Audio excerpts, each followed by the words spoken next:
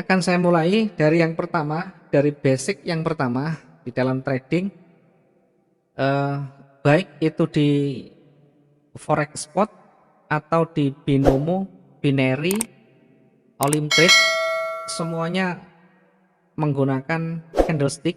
Yang menggunakan candlestick pada prinsipnya sama, pada pokoknya sama, yaitu buy dan sell atau istilahnya jual dan beli, ya. Di dalam trading termasuk di binary option yang membedakan hanyalah waktu.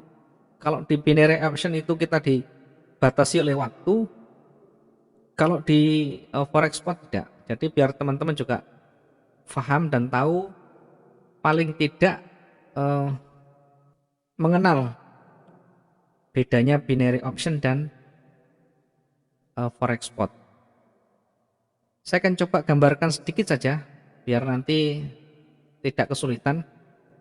Sebenarnya saya sering sampaikan di trading. Jadi trading ini eh, bisa dimanfaatkan untuk semua platform, ya. Baik itu MT4 atau MetaTrader 4, MetaTrader 5, kemudian di binary option. Binary option itu ada yang paling ramai adalah Olimtrade, ada Binomo. Ada Olimtrade, ada Binomo. Semua sama-sama ada perangkat di sana nanti buy dan sell atau jual dan beli. Bedanya apa di forex spot yang ada di MetaTrader 4 dengan Olimtrade atau Binomo? Nah, teman-teman juga harus pahami, harus mengerti bahwa sama-sama, walaupun sama-sama trading, tetapi ada sedikit perbedaan. Kalau di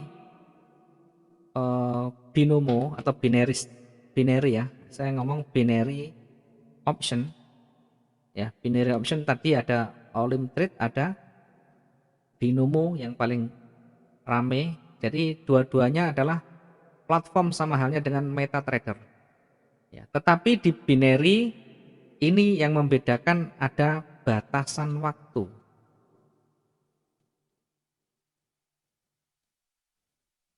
ya. Di binary ada batasan waktu.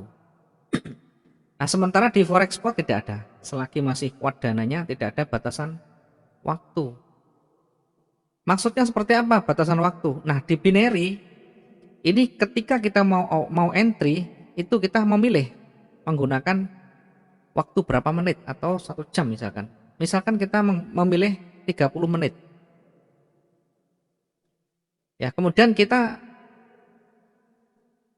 ambil buy atau sell atau naik turun.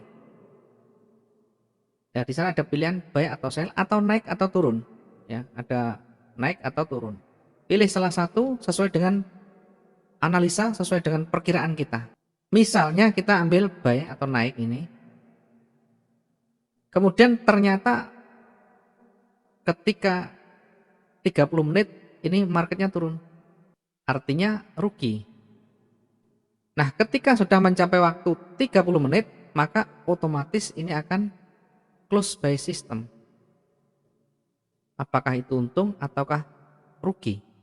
Sama halnya ketika kita sell, dari sell ketika marketnya turun, kemudian sudah 30 menit, maka otomatis close juga. Ya, kalau profit ya profit, kalau rugi ya rugi. Jadi harus betul-betul eh, memahami cara membaca candle. Ya. Untuk waktu ini memang sudah ibaratnya ini kontraknya dengan broker, sehingga memang harus ada batasan begini. Ada yang 30 menit, ada yang 1 menit, ada yang 5 menit, macam-macam, ya. Ya, asalkan kita bisa membaca candle, nanti juga ketemu. Biasanya teman-teman yang belajar banyak di MetaTrader atau di forex spot, ini akan lebih mudah masuk di binary option. Kenapa? Karena tekniknya yang dipakai lebih mudah di binary option. Tidak perlu terlalu analisa yang ruwet seperti hanya di forex spot. Kalau di forex betul-betul banyak sekali yang harus dipertimbangkan, termasuk di dalamnya nanti ada money management, ada risk management, ada technical, ada fundamental berita. Sedangkan di binary option ini pada hakikatnya hanya kita menebak naik atau turun, buy atau sell. Kalau saya sekali lagi sering saya analogikan, kalau kita ibaratnya nonton pertandingan bola, jadi ada first time 45 menit pertama, kemudian ada 45 menit kedua. Nah, ketika 45 menit pertama itu kita bisa menebak di sana. Saya ambil gol atau tidak gol, atau misalkan saya ngambil genap atau ganjil. Misalkan saya ambil gol. Berarti ketika 40 menit, selama 45 menit ini kalau ada gol berarti kita untung. Sebaliknya ketika 45 menit ini tidak gol, maka kita rugi. Walaupun di putaran kedua, di 45 menit kedua itu ada gol. Tetapi karena kontrak waktunya 45 menit pertama, maka tetap selesainya di 45 menit pertama. Ya, ini yang membedakan. Kemudian kalau di forex spot, ya, ini ketika kita misalkan kita punya order buy, sama ada buy ada sell juga. Tetapi yang membedakan kalau di forex spot, ketika ini buy misalkan 0,1, ternyata marketnya turun, otomatis transaksi kita rugi. Ya, namun demikian kalau di forex spot tidak ada batasan waktu. Misalkan 1 jam ini masih rugi, ya kita bisa tunggu sesuai dengan analisa. Misalkan analisanya masih berpotensi naik dan ketahanan dananya kuat, maka ini bisa, bahkan ini bisa ditunggu sampai malam. Ya, sampai besok pun bisa. Asalkan masih kuat ketahanan dana. Selagi kita tidak close, maka broker atau sistem dia tidak akan melakukan close ini. Apapun kondisinya, kecuali ya rugi atau harganya anjlok melebihi batas margin dana. Kalau batas margin dana kita sudah tidak mampu atau sudah tipis, maka secara otomatis akan di-close oleh sistem. Sehingga dikenal yang namanya MC kalau di forex spot. Artinya margin call, atau biasa orang sebut bangkrut juga. Ya, secara umum seperti itulah pengertiannya, minimal kita paham. Mana yang terbaik untuk trading? Tentu sesuaikan dengan kenyamanan kita, sesuai dengan keyakinan kita. Ada yang suka dengan forex spot atau cocok dengan forex spot, maka lakukan saja sudah. Kemudian ada yang tidak suka dengan forex tetapi lebih ke binary, misalkan nyaman di sana, ya, maka lakukan saja.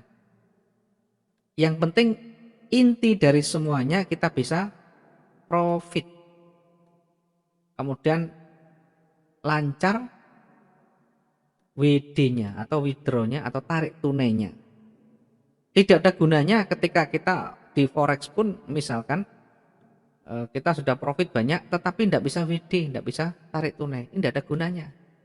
Maka yang paling penting dari platform yang kita gunakan, dari trading yang kita gunakan, silahkan sesuaikan dengan gaya kita, sesuaikan dengan keyakinan kita. Ketika kita yakin di forex spot dan bisa menghasilkan, maka lanjutkan.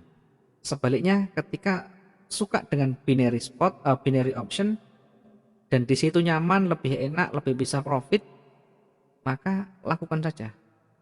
Tidak usah noleh kiri kanan, yang penting yakin kemudian bisa profit, jalani terus.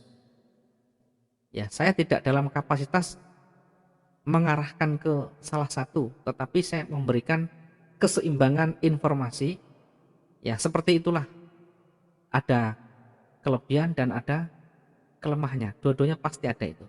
Yang paling penting kita bisa memahami kelemahannya dan kita bisa tahu kelebihannya. Itu yang paling pokok. Baik, kita awali dengan materi trading yang akan kita sampaikan pada kesempatan kali ini adalah mengenai candlestick, memahami candlestick.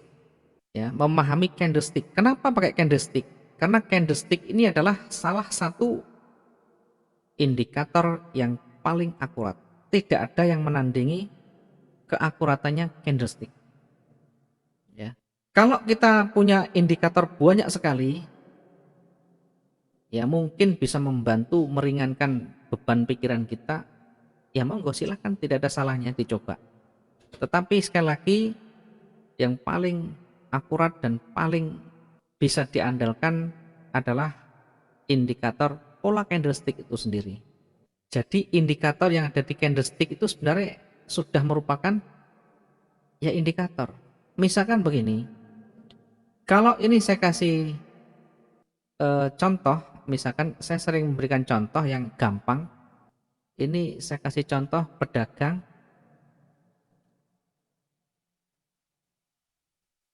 misalkan telur lah, pedagang telur misalkan. Pedagang telur misalkan dia ke pasar, dia buka dengan harga di bawah atau harga awal, mungkin karena belanjanya dapat harga 16.000 atau harga 15.000, dia jual dengan harga 18.000. Ini bukaan atau open. Jadi candle itu selalu ada titik buka, ada titik tutup. Begini. Kemudian berikutnya marketnya banyak sekali permintaan. Artinya ketika pagi kita buka harga telur dengan harga 18.000, kemudian ternyata banyak orang membeli, maka stok otomatis akan menjadi semakin berkurang. Stok semakin berkurang, maka kita bisa cari ke sana sini untuk menutup atau menambah stok kita. Ketika permintaan terus bertambah, maka tentunya pedagang mana-mana pun akan berkurang. Ya, sehingga ada timbul namanya teori ekonomi atau prinsip ekonomi. Ketika marketnya atau permintaannya bertambah, ya saya kasih gambar, kalau naik ini warnanya hijau ya. Kalau naik identik dengan warna hijau. Ya, sehingga kalau saya misalkan pertama saya contohkan ini harga pembukaan 18.000, ketika banyak orang yang beli, maka harga akan menjadi naik. Harga akan dinaikkan. Mungkin 19.000. Kemudian setelah harga 19.000, harga terus bergerak naik. Kenapa? Karena memang banyak orang beli. Mungkin musim kawin, mungkin dekat lebaran, atau mungkin hari-hari besar. Secara logika bisa difahami di pasar konvensional. Ketika banyak orang membeli, banyak orang mencari, maka harga akan naik. Ini pun akan terus naik ketika banyak orang beli. Nah, dari kenaikan ini, maka dari titik buka ini pertama, kemudian naik, itu akan jadi volume begini.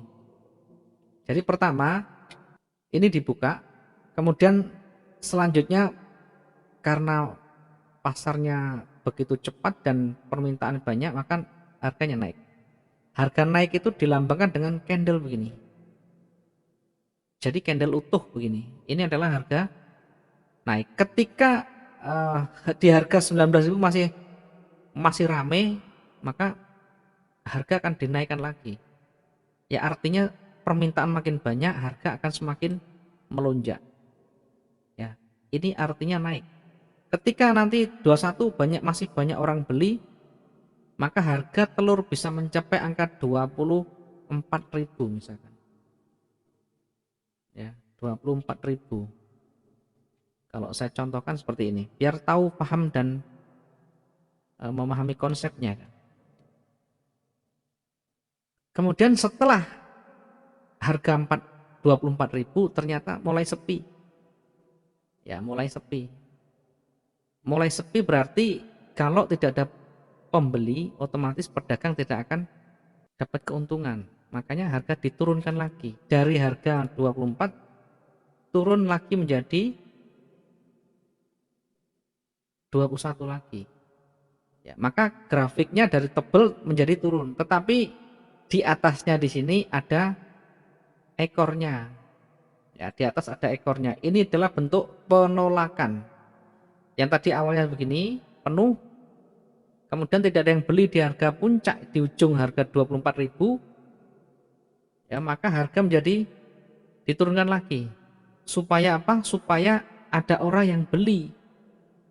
Karena harga terlalu tinggi. Kalau terlalu tinggi terus terang semua pedagang berpengaruh nanti. Termasuk pedagang makanan yang paling kena imbasnya. Sehingga betul-betul harus disetarakan sesuai dengan permintaan. Semakin banyak orang tidak membeli atau semakin tidak banyak pembeli, maka harga semakin turun. Harga 21 tidak ada yang beli, masih sedikit. Ada yang beli tapi sedikit. Maka pelan-pelan harga menjadi turun lagi. Ya, kalau saya kasih gambarnya begini, harga akan turun lagi. Oke. Kemudian yang atas dari harga 24 tadi turun ini akan menjadi ekor. Jadi menjadi ekor. Sehingga ekor ini adalah penolakan. Penolakan dari buy di atas tadi, banyak orang tidak mau harga tinggi, akhirnya diturunkan, ditolak jadi 21 seperti ini. Kemudian ditolak lagi, tidak ada yang beli lagi, atau tidak banyak beli di area harga 21.000. Maka harga diturunkan lagi. Ini sekarang harga 21 begini. Yang tadi awalnya 24 jadi 21, maka penolakan inilah yang namanya rejeksi. Dalam trading namanya rejeksi. Sehingga ekor ini melambangkan penolakan buyer. Ini seller yang artinya banyak orang membeli, banyak orang menjual. Kenapa kok bisa turun? Sekarang harga 24.000 tidak ada yang beli, maka pasti di luaran sana ada penjual lagi yang lebih murah, 22, 23 misalkan. Nah, itu berarti banyak penawaran. Banyak yang jualan mangga di mana-mana, maka harga mangga akan anjlok pasti. Kemudian sampai akhirnya misalkan harga betul-betul turun sampai di harga 20, harga misalkan 15.000 misalkan. Berarti harga 15.000 ini berada di bawah, ya, saya kasih garis. Ini tadi adalah titik buka, istilahnya open ini, ya. Titik bukanya ini di angka 18.000. Ternyata banyak sekali orang menjual, banyak orang menjual, harga menjadi merosot dan lebih rendah dari harga bukaan. Maka akan terbentuk candlenya seperti ini. Maka akan terbentuk candle seperti ini. Nah, ini adalah bentuk candle dari yang ditolak ini. Sehingga yang atas ini garisnya bukan garis merah lagi, bukan garis hijau lagi, tetapi menjadi garis merah. Kenapa kok menjadi merah? Karena dia ditolak kuat sekali sampai melebihi atau di bawah harga bukaan. Ini harga penutupan di sini. Ini harga penutupan di sini. Close, ya, close-nya di sini 15.000. Sehingga kalau kita melihat seperti ini harus tahu, oh ini berarti titik bukanya di bawah, titik bukanya di sini. Kenapa enggak di atas? Karena sudah melebihi dari titik bukaan ini. Pertama naik, bukan turun dulu. Ya, awalnya naik, kemudian sampai di atas ditolak. Ini namanya ditolak oleh seller. Ditolak ini dalam artian banyak orang menjual, terus saking banyaknya orang menjual, maka harga menjadi anjlok. Sudah di logika, silakan di logika sendiri. Pasar konvensional makin banyak penawaran, makin banyak orang yang menjual, maka harga akan anjlok. Ini kalau ditutup masih di atas harga pembukaan, misalkan masih 19.000 atau 18.500 saja, maka ini masih warna hijau dan garisnya pun menjadi hijau. Tetapi ketika dia sudah ditolak dan melebihi atau lebih rendah dari harga pembukaan, maka akan berubah menjadi seller mendominasi. Buyernya sudah kalah. Ini artinya bayaran ditekan kuat oleh seller. Banyak orang menjual dan ditutup di sini. Ya, kenapa saya jelaskan begini? Karena teman-teman banyak yang tidak paham kapan dibuka, kapan ditutup. Pembukanya di mana, tutupannya di mana. Ya, saya jelaskan ketika warna hijau atau buy, maka ini tutupan di atas bukaan. Begini. Ini adalah pembukaan, kemudian naik. Kalau misalkan berakhir di sini candle itu, maka inilah namanya tutup atau closingnya. Warnanya hijau karena di atas bukaan. Sebaliknya kalau merah berarti tutupan di bawah bukaan. Merah, yang ini tadi merah terbentuk menjadi merah berarti tutupan, ini tutupannya di bawah bukaan. Bukaannya di sini.